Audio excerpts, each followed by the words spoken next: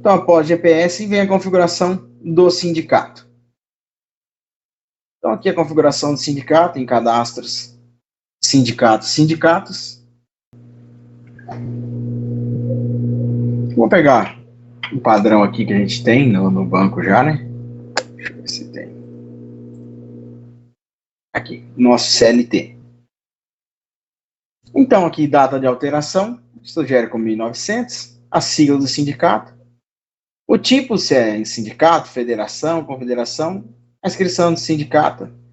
E aqui, para o caso de sindicato vinculado a funcionário, deve estar como patronal, não. Tá? Se você marcar como sim, seria só para a questão da empresa, e não vem habilitadas as configurações que a gente precisa, então, como patronal, não, para fim de sindicato, para uso no funcionário.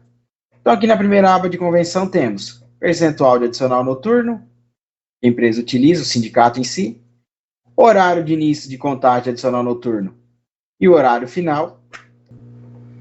Então, aqui nesse campo de contagem horário noturno continua. Então, ele tem aqui, sim, avaliando o horário limite, sim, ele vai considerar tudo e não. Então, o que que considera aqui? Avaliando o horário limite, ele considera aqui, contando até as 5 da manhã, porém ele valida a hora início, né? Então, aqui, ó, considerando que o horário noturno, o sindicato das 22 às 5, né? É igual um exemplo que a gente coloca, que é o padrão de empresa no comércio geral. Então, tem algumas validações diferentes para pecuário, algumas atividades específicas, mas de forma padrão aí, de indústrias e comércio, é das 22 às 5 da manhã a contagem. Então, aqui, é devido a algum entendimento de alguns sindicatos que sempre que o empregado trabalhar durante a noite, mesmo que o horário iniciado antes do horário noturno, se estenda para após o horário noturno, as horas após deverão ser consideradas como noturna. Então, aqui um exemplo, da meia-noite às 7, ele iniciou dentro do intervalo. Então, se eu marcar como sim, aqui no sindicato continua a contagem, ele vai considerar todo o horário como noturno. Ele iniciando às 2 da manhã, também considera todo o horário noturno, porque ele iniciou a jornada dentro já do horário noturno.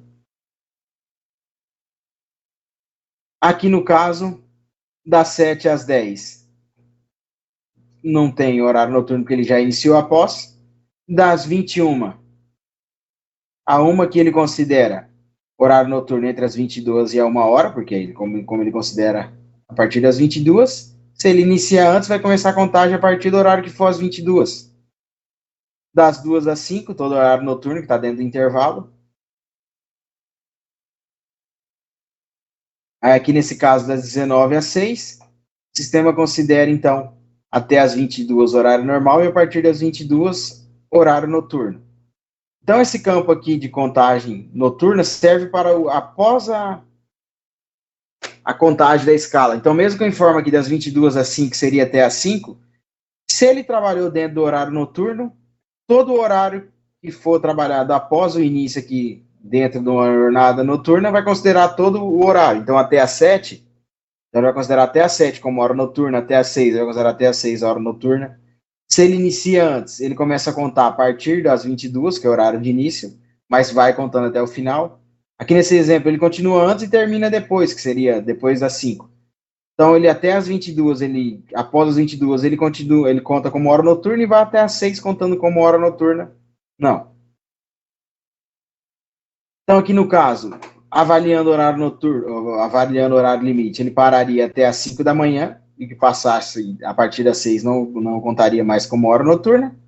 E como não, ele dá 5 horas, ele para o horário, e a partir das 5 e 1 já não considera como hora noturna. Tá? Então são essas validações aqui para continua a contagem do horário noturno. Aí temos forma de cálculo de reflexo aqui de adicional noturno.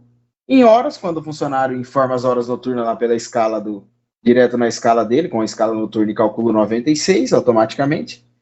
Ou então como médias, quando aí a empresa informa todo mês, né, manual, as horas noturnas para adicional, e nos cálculos de reflexo, nos cálculos de médias aí, é feito através das médias, tá? Do adicional noturno. Tanto ou pode ser por valor, geralmente é feito pelo valor do evento da adicional noturno. Então, essas duas formas de cálculo. Assiduidade, caso a empresa utilize, configurada aqui a assiduidade. Aqui os afastamentos a desconsiderar a assiduidade, caso a empresa utilize. Prêmio à assiduidade, se a empresa tem, ela informa aqui. Então, esses prêmios aqui, assiduidade, anuidade por tempo de serviço, ele vem daqui, ó. Então, vem cadastro, sindicato e temos. Anuidade, se a empresa está configurada que tem. Então, de acordo com o que tem lá, a empresa vem e gera o cadastro.